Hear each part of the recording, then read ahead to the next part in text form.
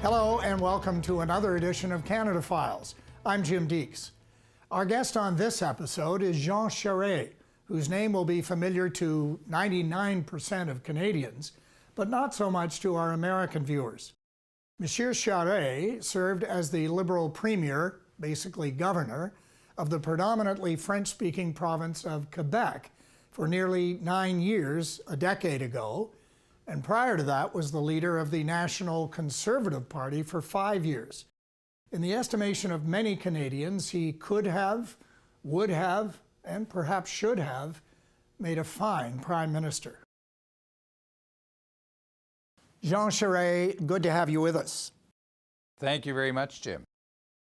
Let's talk first about a Canadian issue that I think our American viewers would be aware of from decades gone by, but it's probably one that many Americans and people outside of Canada have found confusing, if not incomprehensible, and that is the ongoing rocky relationship between French-speaking Quebec and the rest of Canada. Many people will remember that over the years, Quebec has come actually quite close to separating from Canada. And I'm wondering if you, as a bilingual Quebecer and someone who was very involved in the issue when it was at its most intense about a generation ago, can simply explain for our audience and for people who may not understand why it's been such a bone of contention over the years. Well, Canada has obviously a very different history from the United States. The country was initially founded, let's put it that way, by the French. The French had discovered La Nouvelle France, New France, had occupied it and lost it in a battle in 1759 against the British forces. And then the Treaty of Versailles that followed in 1764 handed over what was French La Nouvelle France to the Brits. And there starts our history. And then this became British North America, distinct from the United States and with its colonies. And what we experienced, Jim, over the years is a country that was founded by French-speaking people, English-speaking people, under British rule, and there were French-speaking people in every one of the provinces, Ontario and New Brunswick and Nova Scotia and Manitoba. But as the country grew, the nexus of the French-speaking people is the province of Quebec, where there's a strong majority. It's now a population of 8 million people. 80% of them are of French-speaking origin. It's the official language, the language of work. And in the 1960s, moving all the way up to the 80s, there was a movement of nationalism based on the language and the defense of the language and culture, and this sense of threat that unless we become an independent country, for those promoting this, our future as a French-speaking people will be threatened. And so this had a build-up over the years with the election of a separatist government in '76, first referendum in 1980, which was defeated with a pretty decisive vote of 60-40, and then another referendum in 1995, so fairly recently, with a very tight result of 50.5% in favor of staying in Canada, and with 94% participation rate, Jim, in the election campaign. So this has been a divisive issue. In my own career, I have led federalist forces, and that's my position politically has always been on the federalist side of the equation, both federally and then as Premier of Quebec from 2003 to 2012, and I was obviously very involved in this referendum. So what we're dealing with is a very strong sense of nationalism, and I would say not a majority feeling sentiment now, more a minority of French-speaking people. There's still a core, strong core, that continues to think that Quebec should separate from the rest of Canada. And that core will not go away. It'll probably be there forever. But as we speak today, the sentiment in favor of separatism is certainly low. You said in 1995, the last referendum came within 1% of actually succeeding. The people were basically asked, do you want to separate from Canada and form an independent nation? I'm sure you've thought many times, what if that vote had gone the other way? What would have happened between then and now? Well, what we know is that we would have literally, Jim, have walked into a black hole, because we subsequently discovered or found out from debriefs after the campaign that the government forces on both sides didn't have a very good idea of how they would proceed in breaking up a country. You know, breaking up a country isn't something that happens a lot. It's messy. It's like making bouillabaisse. You know, good luck if you want to put the fish back together again. And the more recent example, your question's timely, the best example we have of a real experience of something similar, not the same, is the UK breaking away from Europe. And look how difficult that is, and how difficult it is as we speak. I mean, it's much more complicated than what they thought. But behind all of this is the bigger question. I mean, if Quebec separated, would it survive as a country? Yes, it would. I mean, it would get along, it would do its thing. That's not the real issue, though. What's in the real and in the best interest of the French-speaking people of Quebec? That's the real question. And there's no doubt in my mind that being part of Canada gives Quebecers, French-speaking Quebecers, a much broader voice in the world, allows us to share common values with others, to pool our resources. We have access to this extraordinary country. And just to cap it off, Jim, let's be very brutally frank. Does actually anyone born or living in Canada think that this is a bad place to be? In fact, I would garner to say there's, of all the countries in the world in which I would have wanted to be born, excuse me for being so patriotic, is Canada's first on my list. Being born in Canada is like winning the lottery, for God's sakes. And so that for that reason, it'll be, I don't think there's going to be much of a case to break up the country. But had we walked into that black hole, I think it would have been a mess. It would have been extremely difficult to undo what we put together over a few centuries. Well, not to dwell on reverse speculation, but would you have seen yourself as being the Prime Minister of an independent Quebec? Well, that's an interesting question. I never really thought that I'd have difficulty seeing myself, if only for one reason. My life has been very much the story of Canada. I know the country very well. I love Canada very deeply, but I know the country, and I know its strengths, its weaknesses, its people, and so I always saw myself as very much a Canadian. And there's no contradiction, by the way. I mean, you have all these debates about whether you can be a Quebecer and a Canadian, and you can be, all of this, as we know, is just nonsense. The fact of the matter is, I'm a Quebecer, I'm a Canadian. I had a French-Canadian father. My mother was of Irish origin. We have multiple identities. We're not a piece of sausage that you cut up. And all of this is part of our modern life. And I'm very comfortable in that, in my skin. I like the idea of who I am. And it would be a tragedy if we were to lose Canada as a country. And I hope that'll never happen in my lifetime, and certainly not in the lifetime of my kids.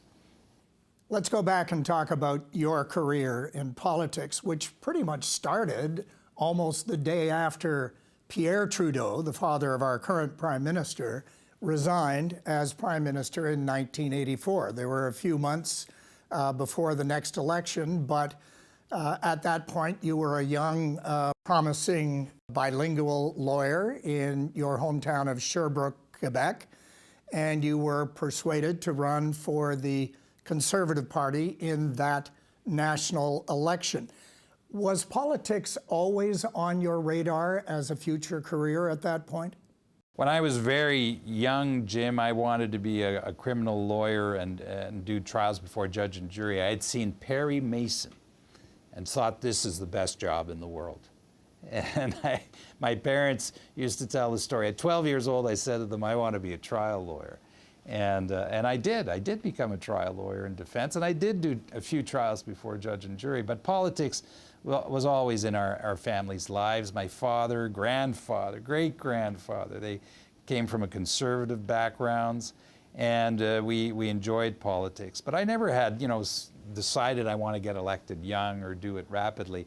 Things happen in life. And in my case, I got involved in the leadership race of the party in '83 and then ran for the nomination. There was a wave in '84. I was lucky. I got elected with a wave in my back. And I was a good candidate, I think, but I was a young man, and circumstances were favorable. So I was elected at 26 years old and started a 28-year career. I never thought it would last that long. That was quite extraordinary, with ups and downs, successes and failures, but an extraordinary period for me in my life. Well, running as a conservative in 1984 was a pretty gutsy thing to do in Quebec. The Conservative Party has certainly had its ups and downs in Quebec history, but it's generally regarded as more of an English-speaking party, national party. How did you pull it off? You mentioned a wave, but what happened in '84 that got you elected to national parliament? In 1984, Jim, there was a few things at work here. The fact that the Liberals had been in government for a long time. I mean, they had been in government with Mr. Trudeau and Mr. Pearson since 1963, with one short hiatus in 1979 of 8 months of a Conservative government.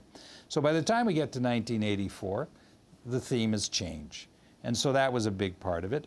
The other part was Brian Mulroney, who was the leader of the Progressive Conservative Party at the time and led just an exceptional campaign. And he, in that campaign, reached out to Quebec. He's from Quebec and from the lower North Shore, actually. And he reached out to Quebec, saying to Quebecers, if you elect our government, we are going to work to make you a part of the country. And it did eventually translate into a round of constitutional amendments, an attempt to change the Constitution that failed, and that led to the '95 referendum. But he had a very strong plea to Quebecers to be part of a national government, and they followed. And I don't think they ever regretted that. French-speaking and people in Quebec to this day have a very strong appreciation of Prime Minister Mulroney, of his government, and the openness he had towards the people of Quebec.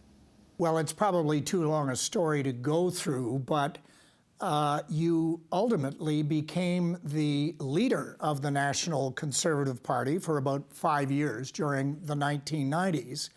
But then you were persuaded to turn back home and go back into Quebec provincial politics as the leader of the Liberal Party, which was an amazing about-face. I mean, somewhat similar, I guess, to Mitch McConnell being persuaded to return home to Kentucky and become the Democratic governor of that state. What led to that switch of parties? Well, it's a fairly simple story in the sense that I became leader of the Progressive Conservative Party after a major defeat in 1993. We went from government, and I was the Deputy Prime Minister, to 2 members of Parliament the day after. I mean, it was a catastrophe. And then the referendum of '95, in which I played a role with a very tight outcome.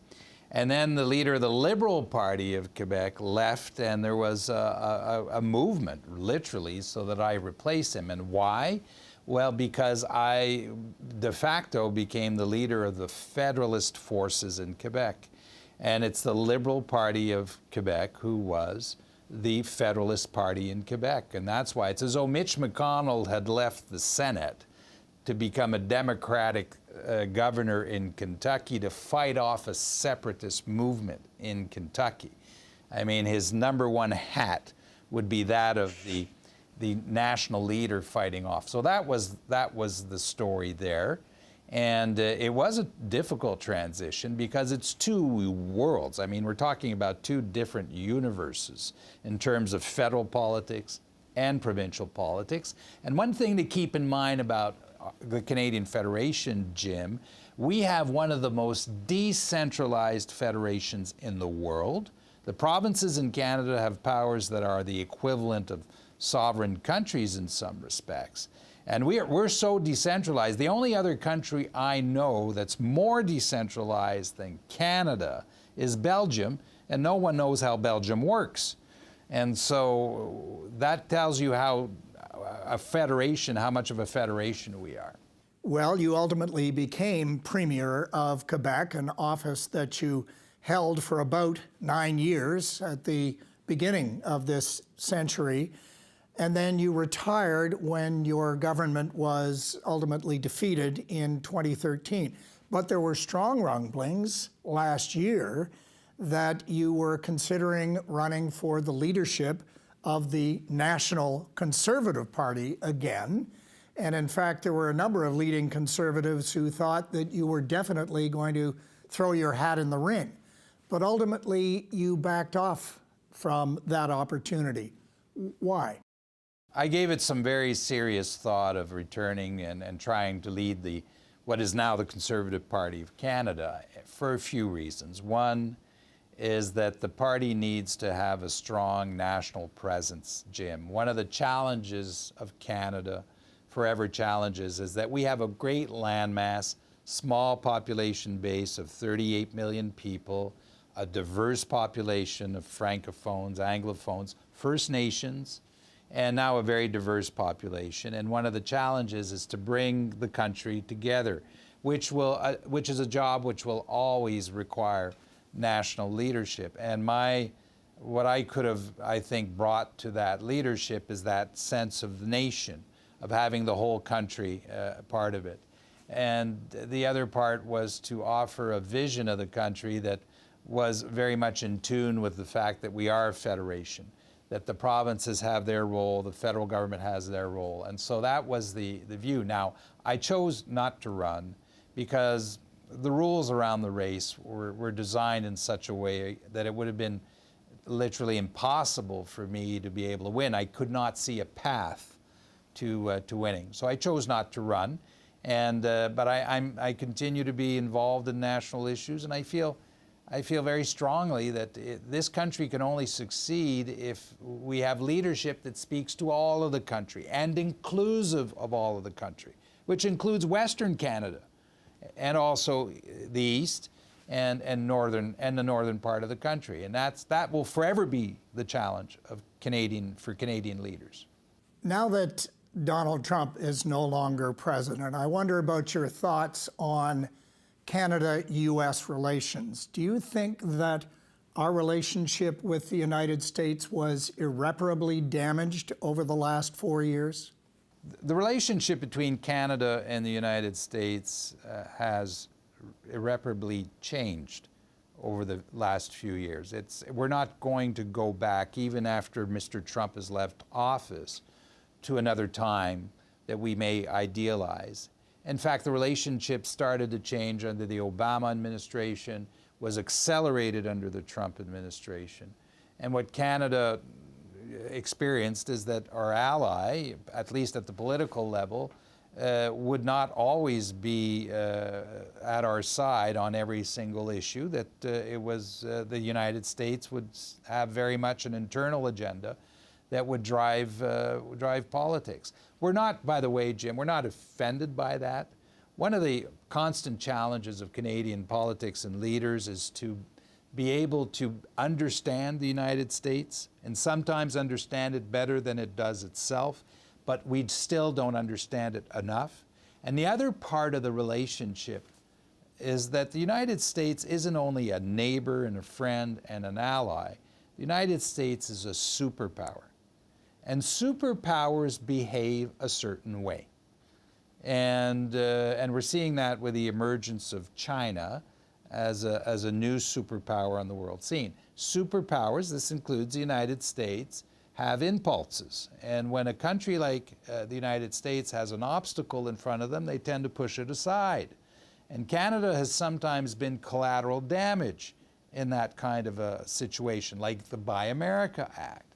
So we constantly, this isn't new, we've constantly had to manage the relationship so that we avoid the negative impulses, and we've been fairly successful at it. Typically, we've always found American leaders who would keep the door open for their Canadian neighbors and continue to maintain this very strong relationship that we have between both countries and the people of both countries. Jean, the geopolitical world that you and I grew up in has certainly changed dramatically over the last generation. And I think a generation ago, it would have been laughable to think that China would be perceived as perhaps the greatest threat economically and politically to Western civilization. I know that you and your wife have two grandchildren, and I wonder what keeps you awake at night when you think about their future in the world ahead. Well, Jim, your question is very timely because we do have two beautiful grandchildren who just happen to live in Hong Kong, of all places. And my eldest daughter's been there for 7 years. Actually, she's just became the chair of the Canada-Hong Kong Chamber of Commerce. And so she's created a business and they're thriving and doing well. And your question about what I would worry about, I do worry about unintended consequences in a conflict between China and the United States. We worried a lot about that under the Trump administration. Maybe we're a little more reassured that the Biden administration has a much more broader view of the world and wanting to work with allies and work with us, which is a very important signal to us and to the world. But as we look ahead, you know, even on an issue like climate change or the pandemic, what we see in a country the size of Canada is we can't attack these big issues alone. The world, these issues require that there be a lot of cooperation between all of us. And in the case of, for example, climate change, we need China. On the pandemic, we need China. On issues like trade, maybe we need to push back on China. And on issues like security, maybe we need to push back. So that balancing act is key. One thing we know that history has taught us, though, the world needs American leadership. And we need American leadership at the G7, at the G20, on security, on climate change. And if we don't have that leadership, we live in a more dangerous world. And so we are happy and we're delighted that President Biden is of that view. We're very respectful, by the way, of the choices of Americans. If they had chosen to re-elect Donald Trump, we would have worked with Donald Trump. It's not for us to decide, but we certainly find that with President Biden, we have much more in common in terms of our view of the world than we did with President Trump. What's the biggest regret you've had personally, politically in your career? Had I been offered to be a billionaire instead of getting my 28 years of political life, no doubt I would have chosen a political life. Family is the answer, I think, and I was close and I'm close to my family. But you know, one of the things that all of us, most of us who run for office have always second thoughts about is, am I sacrificing too much in regards to my family? And there's no answer to that question, really. There's no good answer. But it's forever a doubt that you carry in your mind and that you have with you. So hopefully not, but that's one of the things that sort of you have in the back of your mind during your political life. Would you ever like to see any of your children or grandchildren run for political office? I think that could happen. I have a son who writes policy columns, who is doing his doctorate now in political philosophy, who loves politics, and he's very involved in the Liberal Party of Quebec. My daughter's the chair of the Canada-Hong Kong Chamber of Commerce, so they all love public policy. And I think that could happen. Now, their mother doesn't think that's a good idea, but she says to them, don't do this to me. But that could happen, and if it does, I will take it personally, and I'll take it as a compliment, Jim. Whether they want me to or not, I'll take it as a compliment. I want to ask you the one question that I ask all our guests on Canada Files, and in your experience and from your perspective of having gone across this country thousands of times, well, hundreds of times, what does being Canadian mean to you? Being Canadian is someone who has a strong sense of country and community, and who believes that a good society and a good community is one in which individuals are given a minimum of support and resources, starting with a good education, help when they need help, when they're out of a job. And so as a Canadian, I think we believe in a country where we take care of each other, and building, social policies and a tax system that reflects that value that we share. For me, Canadian, it means that you won the first prize in terms of citizenship, and second prize in my mind would be being born American. So not a bad place to be in the world right now.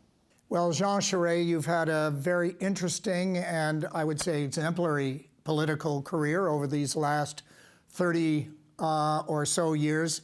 And I think all of us can thank you for your service. And personally, thank you to you for joining us on Canada Files. It has been a pleasure. Thank you, Jim. Well, thanks for that. And thank you for joining us on Canada Files. We hope to see you next time.